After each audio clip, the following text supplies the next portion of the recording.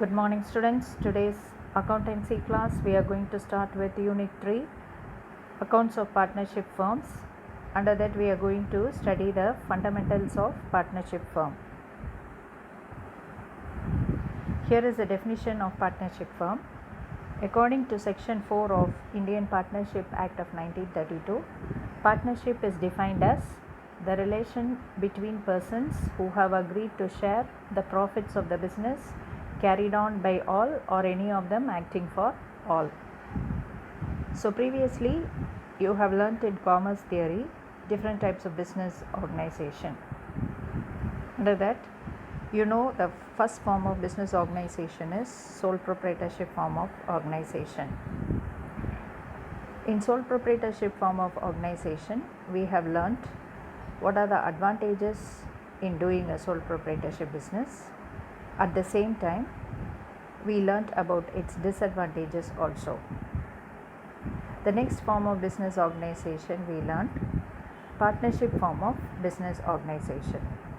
This partnership form of business organization originated in order to overcome the limitations whatever we had in the sole proprietorship form of organization.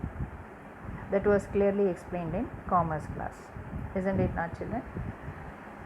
So in order to overcome those difficulties, another form of organization emerged, that is partnership form of organization. In this organization, how it works, that is, a person can do a business by joining two or more persons, and by putting an agreement he can start a business. You got me, students? So when two or more persons join and do the business, certain limitations can be overcome. For example, you can raise capital from those partners. You can make use of those partners in various fields and improve your business by various means. So the limitations whatever we found in a business which is done by a sole trader, that is an individual person, can be rectified and overcome when two or three persons join together and do a business. You got me, students? And this partnership business runs as per an act that is called as Indian Partnership Act of 1932. You have to by heart this definition, students. Next, introduction about the partnership firm. So, partnership firm is a form of business organization. There, two or more persons carry on some business. How do they carry the business? On the basis of an agreement. They make agreement between each other. Suppose a new partner enters, he is admitted into the partnership firm only after putting an agreement. Agreement means what? That is, he has to abide with the terms and conditions of doing the business.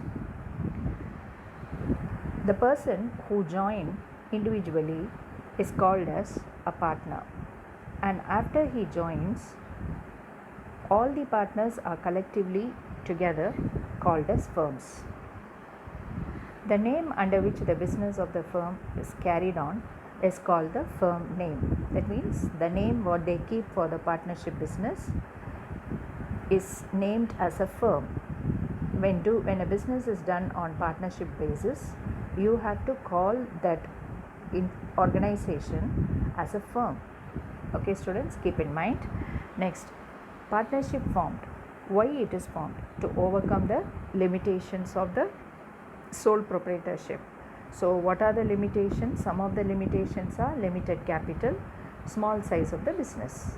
When a sole trader do business, can do only with limited capital, so his business may be small. On the other hand, when two or three persons are joined together, they too invest some capital in the business, and there is possibility of increasing the size of the business. Then how the profit or losses are shared in the partnership business? It is shared equally because partners are treated equally. Partners equally are the owners of the business, So the profit is also treated equally among all the partners or as per the agreement says. Okay students. Next we are going to see partnership deed. So what is this partnership deed? Partnership deed otherwise can be called as an agreement also. So it is a document in writing that contains terms of agreement among the partners. So partnership deed is nothing but the written agreement. But according to this 1932 Act, it is not compulsory for a partnership firm to have a partnership deed. On the other hand, if partnership deed or an agreement is raised, it will be safer side for the partnership firm as well as for the partners. So let us see what does it contain. First one is that in that partnership deed, name of the firm must be mentioned, and what is the business you are doing. What is the business? That is the nature of the business. What business you are going to do, and then where is your business firm. So the place of the business firm must be mentioned clearly. That means the address. Next, what must be mentioned? Date of commencement and duration of business. When you have started the business, how long you are going to do the partnership business. Maybe it can be 1 year or 2 years, or it can be of continuity. So you have to mention the duration of the partnership. You got me, students? Next, name and addresses of all partners. So each partner's name must be there and their address must be there. Then whatever the capital they have contributed once they join as a partner, that must be mentioned clearly. Then how the profit is shared among the partners must be mentioned clearly. Whether they share it equally or whether they share as per the agreement must be mentioned clearly. Then suppose if the partner withdraws any amount, the amount of drawings and the interest allowed on them must be mentioned clearly. Suppose partnership firm is allowing interest on capital, mean what is the rate of interest to be allowed on capital. Similarly, what is the rate of interest allowed on drawings must be mentioned clearly in the partnership deed. Next, children, suppose if a partner is withdrawing or if he gets loan from his business firm itself, then for that loan also some loan will be given on interest basis only. So what is the rate of interest on any loans, that also must be mentioned clearly. Suppose partners may get salary in the business firm, so amount of salary to each partner must be mentioned clearly. Certain partners may not agree for salary.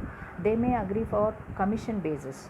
If any contracts they get, they may ask for commission for whatever contracts they have made with other partners. So it may not be in the form of salary, but they wish for certain percentage of commission. So if any commission is allowed to any partner, that also must be maintained. You got me, students? Then similarly, proper maintenance of accounts as well as the procedure for auditing, how the auditing procedure undergoes, who is the auditor, and when the accounts has to be audited, all such details must be mentioned clearly. Suppose if any new partner is going to be admitted, how you are going to admit a new partner, on what basis the partnership admission goes on must be mentioned clearly. Similarly, if a partner is retiring from a partner, what is the procedure of retirement? That means there are different types of retirements. So how he retires, on basis of age or basis of some other reason, and how his account will be settled. Once a partner goes out, he is worked in the organization, and next his settlement must be made properly, isn't it? So how the settlement is going to be made for such type of partners must be mentioned clearly. Next, suppose a partner in a partnership firm, if there is goodwill, how the goodwill will be calculated and how it will be distributed among each partners. Okay, and similarly the assets and the liabilities that is in the business firm will be valued, and its valuation will be distributed among all the partners. So all such calculation and what is the method you are following, such methods have to be mentioned clearly in the partnership deed. appointment of executors in case of death of a partner, and settlement of his dues to the legal heirs also must be done. What is the procedure that is followed when a partner dies, and how the settlement is made to the legal heirs? So according about the procedures also it must be mentioned clearly. Next, suppose if a firm is going to dissolve, then during the dissolution time how the settlement will be made to the partners. So regarding that also it must be mentioned clearly in the partnership deed. So on reading all these partnership deed, then a partner, if he agrees with the terms and conditions, he may sign for partnership business and he may join with the other partners. You got me, students? So this is how a partnership deed is created, and the content, it has to be clear with all the 16 contents. You got me, students? So this partnership deed and its 16 content is very important question. Next, suppose if a partnership deed is not maintained in any partnership firm, then what you can do is that you can follow certain provisions is created and you can apply that. That means if partnership deed is not created, no salary or remuneration will be allowed to the partners. This according to section 13A, it goes like this. Next, how the profit or losses are shared. Suppose partnership deed does not mention anything about partners profit sharing ratio, then the partners profit will be shared equally. What about interest on capital? Interest on capital, if it is not mentioned in the partnership deed, interest on capital will not be allowed. Okay, students? Next, suppose if it is allowed on due agreement, then it will be given only out of profit. Next, you see, interest on loan will be allowed at 6% per annum, that according to section 13D, and no interest will be charged on drawings of the partners. So all these provisions are followed when partnership deed is not maintained by any business firm. You understand, children? This is section D. So note down the section and you have to go through these section points, children. You may be getting this for 1 marks, this portion. Next, in partnership also we will prepare final accounts. So what are the final accounts we prepare? Suppose if it is a manufacturing concern, you have to prepare a manufacturing account. Suppose if it is a trading and profit and loss account will be prepared to ascertain the profitability of the business concern. Similarly, instead of profit and loss account, you have to prepare profit and loss appropriation account. Okay, children? So from that profit and loss appropriation account, certain calculations will be made and the profit or loss will be distributed to the partners. Next, balance sheet. So balance sheet, as usual, it is prepared to find out the financial status of the business. So these are the final accounts to be prepared in partnership firm.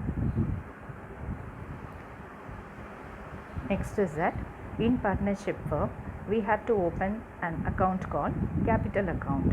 This capital account will be maintained individually for each and every partners, and we will follow 2 methods for preparing the capital account. That is given here, children. One is fixed capital method, another one is what? Fluctuating capital method. If we are following fixed capital method, we have to open 2 more accounts. That is, one is partners capital account and the other one is partners current account. Suppose if any partnership business is following fluctuating capital method, then they have to open only 1 account, that is partners capital account. Okay, student? Now what is this fixed capital account? What is this fluctuating capital account? We are going to see in the next session. See here, fixed capital method. So this is a capital account. This capital account will be open for each and every partners. Okay. So under this method, as I told you already, 2 accounts are maintained, capital account and current account. Now what will be entered in the capital account? Capital account will be credited with opening balance, and if there is any additional capital, it will be credited, and at the same time if there is any drawings it will be debited. Okay students, next is that capital account of partners are debited with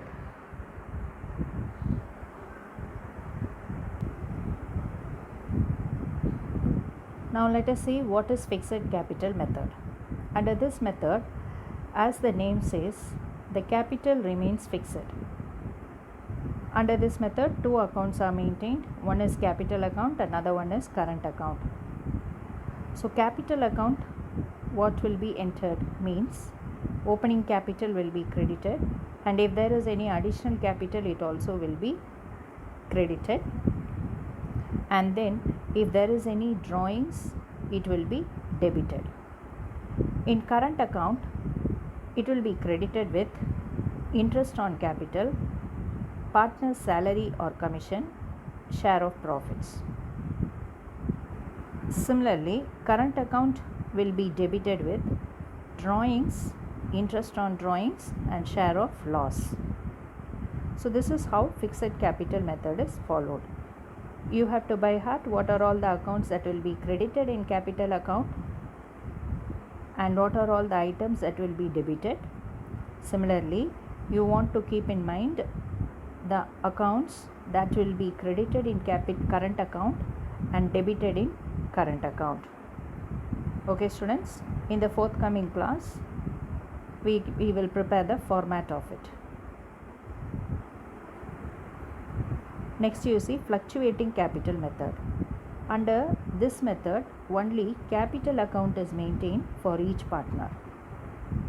All the transactions are recorded in the capital account only. No current account will be opened. So in the capital account, it will be credited with opening capital, additional capital, interest on capital, partner's salary and commission, share of profit. It will be debited with drawings, interest on drawings, share of loss. So since it is fluctuating capital method, the balances may be either credit balance or debit balance, and it keeps on fluctuating. Okay students, hope you are able to understand. Now we are going to see the difference between fixed capital and fluctuating capital. From point of view of change in capital, under fixed capital, the name itself says that capital. Only fixed capital amount is entered in the capital account and no other transactions are added or subtracted from this capital amount, so the capital remains fixed. Whereas in fluctuating capital method, the capital keeps changing because additional accounts are added to it.